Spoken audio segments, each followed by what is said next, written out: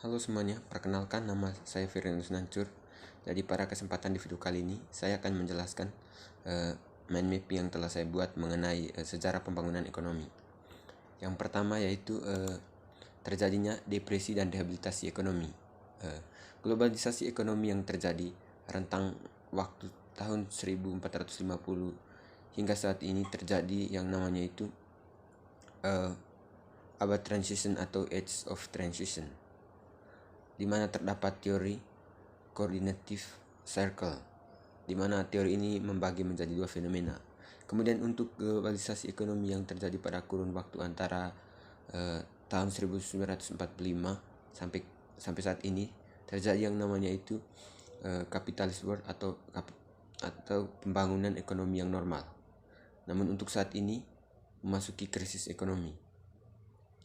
Kemudian perkembangan ekonomi dunia saat ini tidak lepas dari struktur politik kolonialisme yang terjadi pada masa lampau, di mana sejak tahun 1950-an mulai marak fenomena kolonialisme, di mana kesejahteraan ekonomi suatu negara bisa tercapai dengan jalan menguasai sebanyak mungkin sumber daya ekonomi.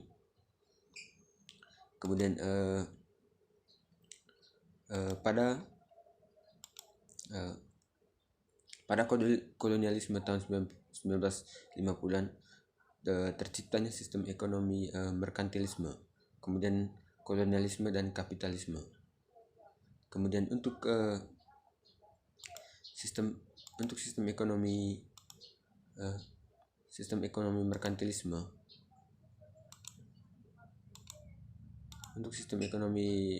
merkantilisme, merupakan suatu yang berkait dengan dagang atau perdagangan.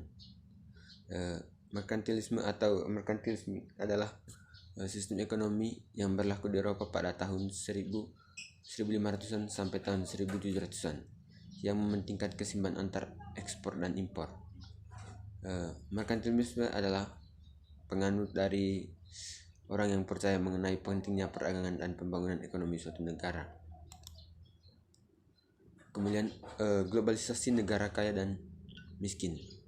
Inti gagasan globalisasi untuk memperdaya dan mempercepat interaksi ekonomi antar negara, yang salah satu caranya dengan menghilangkan hambatan perdagangan internasional.